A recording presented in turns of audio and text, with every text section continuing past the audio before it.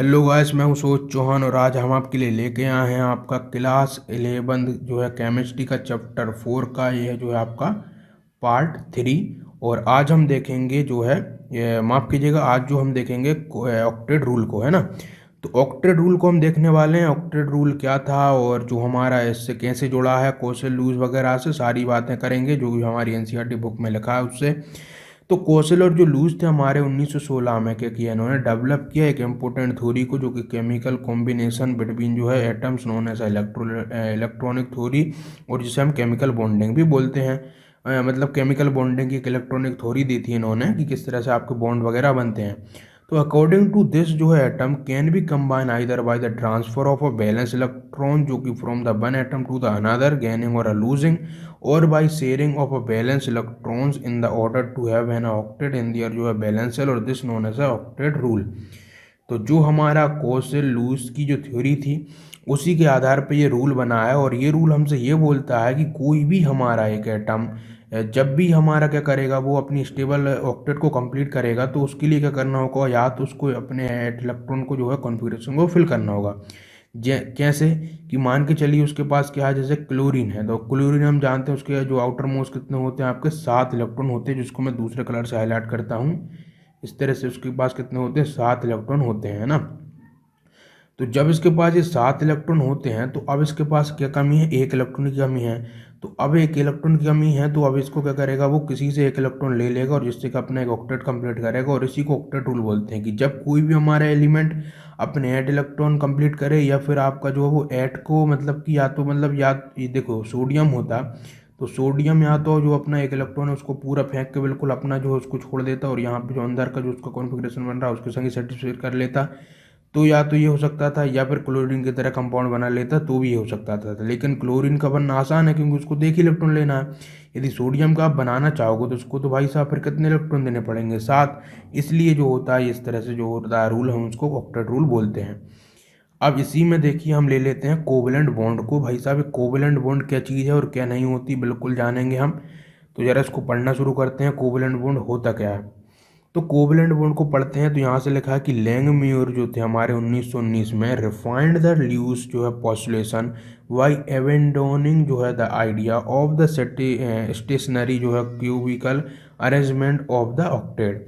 तो जो एक लैंगम्यूर थे उन्होंने बताया इस कोवलेंट बॉन्ड के बारे में, और उन्होंने जो ल्यूस जो हमारा पॉस्टुलेशन था उसी को थोड़ा सा निखार किया और बताया और समझाया, एंड बाय इंट्रोड्यूसिंग किया जो है टर्म कोवलेंट बॉन्ड को।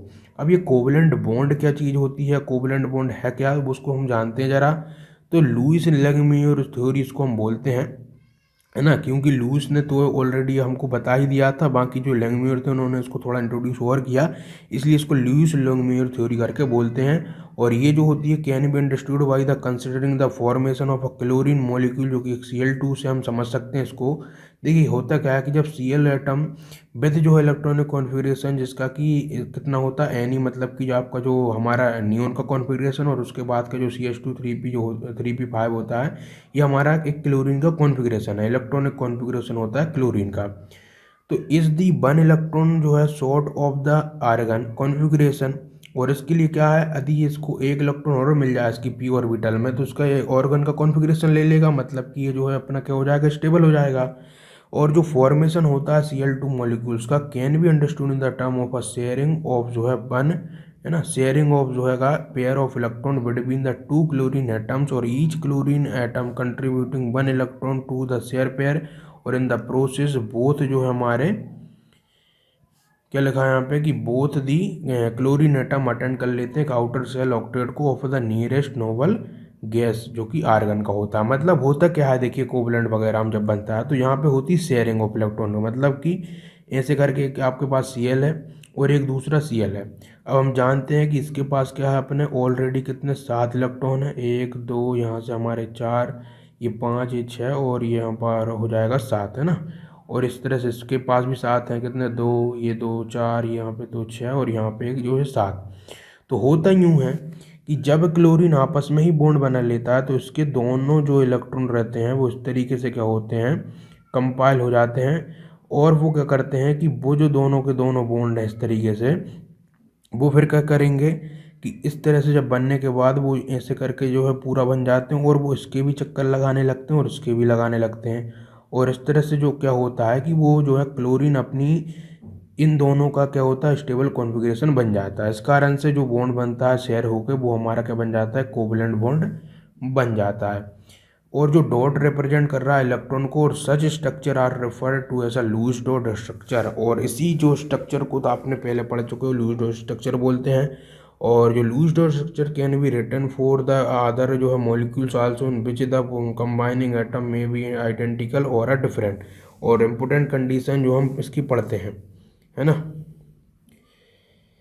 तो ज़रा मैं आपको ये चीज़ बता दूं कि ये तो मैंने आपको बता ही दिया है ना। तो अब हम जरा ये लूज जो डॉट स्ट्रक्चर है उसके बारे में समझ लेते हैं कि जो लूज डॉट स्ट्रक्चर का किस तरह से हम यूज़ करेंगे। अब जो भी हम आगे की चीज़ समझेंगे उसके लिए तो अब इसके लिए कुछ इंपॉर्टेंट कंडीशन है उनको ज़रा पढ़नी होगी। सबसे पहली जो इम्पोर्टेंट कंडीशन वो ये है कि हमारा जो each bond is a form होगा as a result of a sharing of an electron pair between the atom.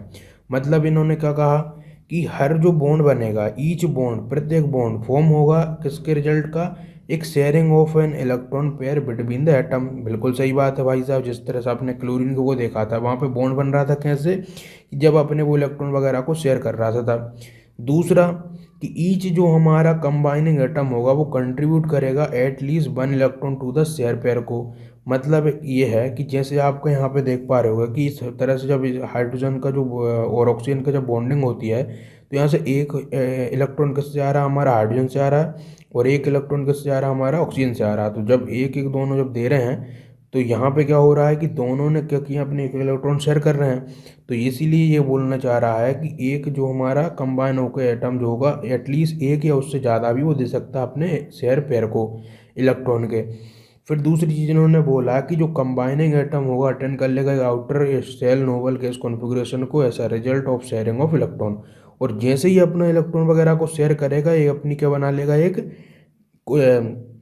जो है ये क्या बना लेगा ये अपनी जो नोबल गैस का कॉन्फ़िगरेशन पा लेगा है ना। फिर यहाँ पे देखिए क्या लिखा है कि जो 10 वाटर जो होता है और carbon tetrachloride molecule formation of a covalent bond can be represented है।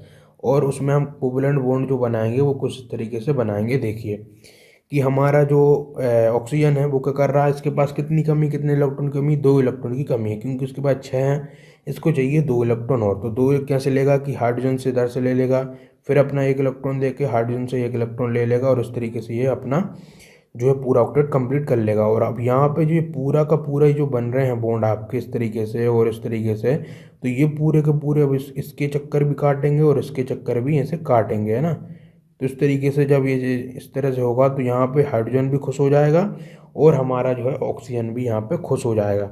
तो इस तरह के बॉन्ड बनेंगे उनको हम क्या बोलते हैं आपके कोवलेंट बॉन्ड बोलते हैं। और कोवलेंट बॉन्ड को शॉर्ट तरीके में दी आपको याद रखना था आप याद रख सकते हो कि कोवलेंट बॉन्ड जब बनता है जब 2 इलेक्ट्रोनेगेटिव एलिमेंट आपस में क्या हो रहे हैं बॉन्डिंग कर रहे हो। जैसे कि एक ऑक्सीजन ऑलरेडी आप जानते हो कि इलेक्ट्रोनेगेटिव है ना। इस तरह से मैं बता देता हूँ ये आपका इलेक्ट्रोनेगेटिव है और हाइड्रोजन भी इलेक्ट्रोनेगेटिव है। तो जब कोई भी 2 इलेक्ट्रोनेगेटिव आपस में बॉन्ड बनाते हैं तो वो हमारा कोवलेंट बॉन्ड ही बनता है। जैसे Cl हमारा एक इलेक्ट्रोनेगेटिव है और बाकी हमारा ये भी जो है इलेक्ट्रोनेगेटिव ही है। तो ये जो होता है हमारा इस तरह से होता है। तो क्लोरीन का हमने अभी समझ लिया है। अब ये किसका स्ट्रक्चर है आपका Cl4 का। Cl4 में माफ़ कीजिएगा ये हमारा किसका स्ट्रक्चर है CCl4 का स्ट्रक्चर है। तो यहाँ पे हमारा जो है देखिए कार्बन भी क्या है हमारा एक इलेक्ट्रोनेगेटिव है और यहाँ पे क्लोरीन भी हमारा इलेक्ट्रोनेगेटिव है। तो यहाँ पे हो क्या रहा है कि अपना कार्बन के चाहिए कितने 4 इलेक्ट्रॉन तो हर एक क्लोरीन से एक इलेक्ट्रॉन ले लेगा और हर एक क्लोरीन को अपना एक इलेक्ट्रॉन दे देगा। तो इस तरीके से जो शेयरिंग होने के बाद कुछ तरीके से हमारे कुछ बॉन्ड बन जाएगा और ये पूरा का पूरा इस तरह से बन के फिर यहाँ पे इसके भी चक्कर लगाने लगेगा यहाँ पे इसके भी चक्कर लगाने लगेगा इसके भी चक्कर है इस तरह से और इस तरह से हमारा ये पूरा बॉन्ड बन जाएगा है ना। बहुत आसान चीज़ें हैं मैं आपको इतना डिटेल इसलिए ले रहा हूँ क्योंकि आप भूलोगे नहीं और बाकी उसमें कुछ है ही नहीं है ना बताने लायक ऐसा कुछ है नहीं। मैं तो आपको बस इतना इसलिए बता रहा हूँ क्योंकि आप जो है इसको ज़्यादा देर तक दिमाग में रख पाओगे। तो 10 वैन जब 2 एटम शेयर करते हैं अपना जो है इलेक्ट्रॉन पेयर को they are said to be joined by the single covalent bond. तो सीधी सी बात है जब भी कोई 2 एटम अपने शेयर करते हैं अपना इलेक्ट्रॉन पेयर को तो उनको हम बोलते हैं जोन हो रहे हैं किससे एक सिंगल कोवलेंट बॉन्ड से। है ना। ये आप इसकी डेफिनेशन मान के चल सकते हो कोवलेंट बॉन्ड की। और इन मैनी कंपाउंड्स में वी हैव मल्टीपल बॉन्ड्स भी देखने को मिलते हैं बिटवीन एटम, और the formation of the multiple bond in way sex जो है sharing of more than one electron pair between two atom, है ना। क्या होता है कहीं कहीं में हम देखते हैं मल्टीपल बॉन्ड बनते हैं। मतलब कैसे मल्टीपल बॉन्ड बनते हैं, हमने देखा होगा कहीं कहीं पे जैसे डबल बॉन्ड आप देखते होगे बन रहा होता है कहीं कहीं पे, है ना, सी के संग कार्बन के संग ट्रिपल बॉन्ड, इस तरह से मल्टीपल बॉन्ड ही बनते हैं। तो इफ टू एटम शेयर करें दो पेयर ऑफ इलेक्ट्रॉन को, तो जो covalent bond between them is called a double bond. मतलब क्या हो कि जैसे अभी आपको बन रहा था, तो जब कार्बन आपके कर ले अपने दो इलेक्ट्रॉन को दे दे किसी को, अब दो इलेक्ट्रॉन है किसको दे सकता है, दूसरे कार्बन को, उसने दो इलेक्ट्रॉन दे दिए, फिर दूसरे कार्बन ने इसको दे दिए, तो जो इनके बीच का बॉन्ड बनेगा वो डबल बॉन्ड हो गया। फिर कहीं मान के चलिए कार्बन ने अपने जो है तीन इलेक्ट्रॉन दे दिए इस तरीके से, तो वो जो है तीन बॉन्ड बना लेगा, इस ट्रिपल बॉन्ड बना लेगा। तो इस तरीके से आपके ये बॉन्ड बनते हैं। तो for the example in the carbon dioxide molecules में हमने देखा है कि वी हैव डबल बॉन्ड जो है between the carbon and oxygen atom, और सिमिलरली इन द ईथीन में जो होता है molecule the two carbon atom are joined by the double bond. इस तरीके से देखिए कि यहाँ पे कार्बन ने अपने दो इलेक्ट्रॉन दिए हैं, वहीं पे ऑक्सीजन ने भी अपने दो इलेक्ट्रॉन दिए, और इनके बीच में डबल बॉन्ड बन जाएगा। वहीं पे इस तरह से भी यहाँ पे डबल बॉन्ड बन जाएगा, यहाँ पे भी आपको देखने को मिल रहा है ना। और उस तरीके से आप जो है इसको समझ सकते हो। आगे बढ़ते हैं हम अब। तो अब जो है ये ईथीन का एग्जाम्पल है, जिसमें कि आप देख पा रहे हो कार्बन कार्बन के बीच में डबल बॉन्ड बन रहा है, क्योंकि इसने दो इलेक्ट्रॉन दिए, इसने भी दो इलेक्ट्रॉन दिए हैं, और इसके बीच में तो सिंगल बॉन्ड ही बन रहा है। तो आप सिंपली इस डॉट को कर दीजिए, इसको आपको मिल जाएगा कितना बॉन्ड बन रहा है। और वहीं पे जब आपका कंबाइन होगा, एटम शेयर कर देगा अपने तीन इलेक्ट्रॉन पेयर को, as in the case of जो two nitrogen atom in the N2 molecules and the two carbon atom in the ethyne molecules, the triple bond is form. तो simply आप जान पा रहे होगे यहाँ पे कि नाइट्रोजन ने अपने तीन इलेक्ट्रॉन वगैरह को शेयर करके ट्रिपल बॉन्ड बना लिया है, कार्बन ने अपने तीन बॉन्ड को शेयर करके ट्रिपल बॉन्ड बना लिया। तो ये बहुत आसान चीज़ है। तो आज हम इतना ही रखते हैं इस लेक्चर में, और अगले लेक्चर में हम देख लेंगे कि लूज की रिप्रेजेंटेशन जो है एक सिंपल मॉलिक्यूल्स को लेके, और जो कि बहुत आसान होती है और उसमें कुछ भी नहीं करना रहता है ना। तो ये जो लेंगे हम अगले लेक्चर से ले लेंगे, और फिर इसके बाद जो हम देखेंगे और क्या क्या आपके सिलेबस से हटा है और क्या नहीं हटा, और उसके आधार पर हम लेक्चर को ले लेंगे। तो इस लेक्चर में इतना ही रखते हैं। All the very best.